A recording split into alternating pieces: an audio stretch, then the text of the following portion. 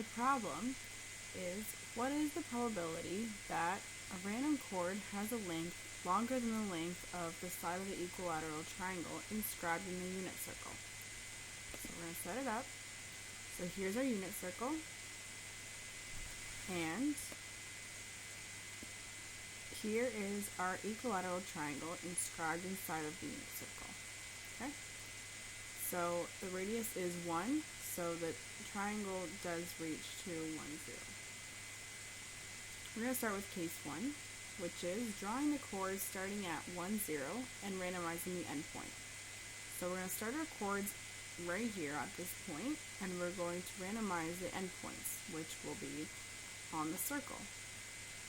And we're going to find the probability that these chords are longer than the side of the equilateral triangle. So first, let's try 10 iterations.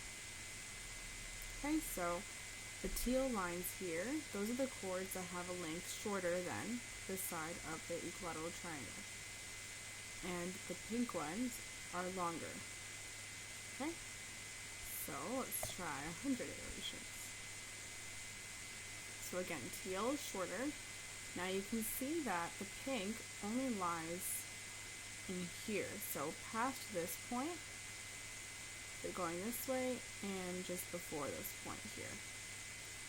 So our empirical probability appears to be 0.25. Now the reason for that is because when we are randomizing our endpoints, we're actually randomizing our x values and then subbing them into our unit circle equation to get the y values. Okay? So if we look at our x-axis, we're randomizing values along from -1 to 1. Now if I split this up into 4 parts, we have -1 to -1/2, -1/2 to 0, 0 to 1/2, and 1/2 to 1. Now, if you can see here at the equilateral triangle, this point right here is at -1/2.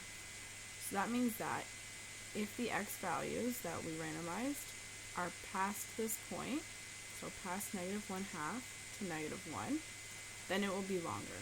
Whereas if it's shorter, then it will be shorter. So it will be teal.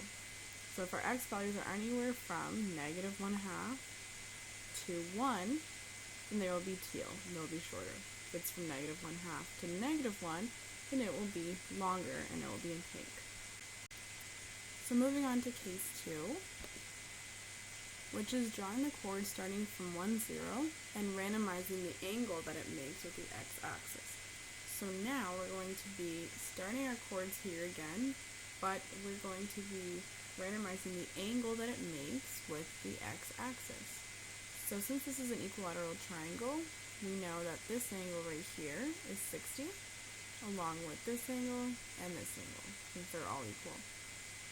And we want to randomize the angle that it makes the x-axis. So just to be sure, we know that from the x-axis up to this line here is 30 degrees, and from the x-axis down will be -30 degrees. Okay, so let's try 10 iterations.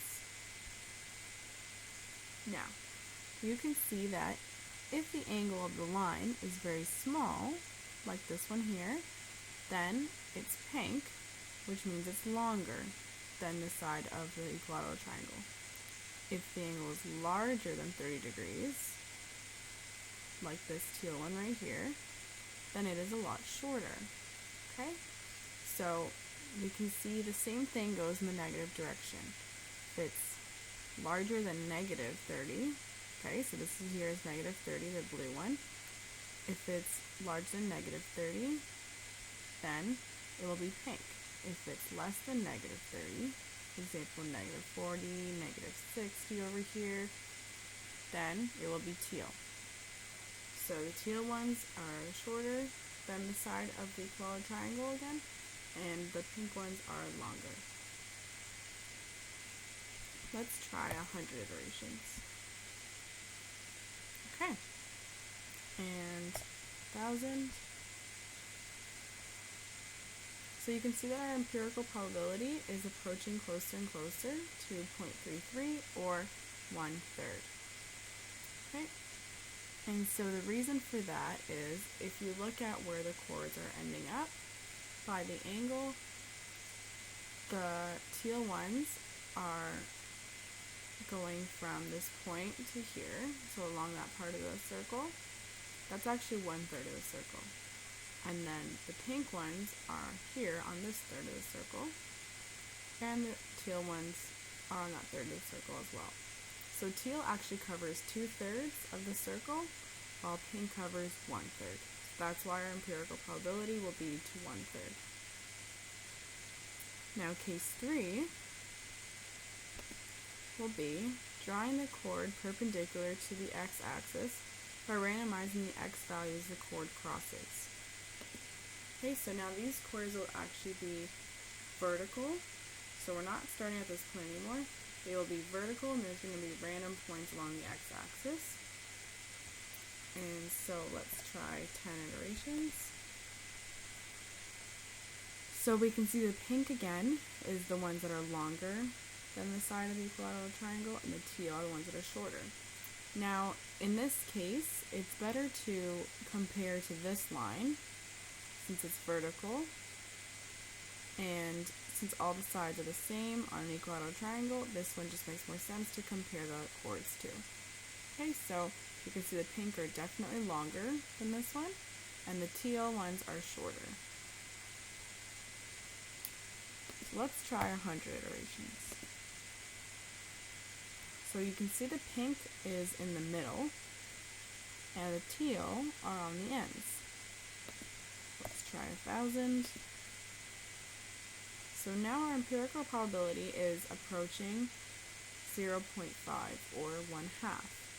And the reason for this is we are randomizing the x values, and you can see that the pink is between -1/2 and 1/2, and then the teal is from 1/2 to 1, and from -1/2 to -1. So the teal, that's 1/4 of the x-axis, this is 1/4 of the x-axis, 1/4 plus 1/4 is 1/2, and then the pink is the other half. So that's why the empirical probability is 1/2.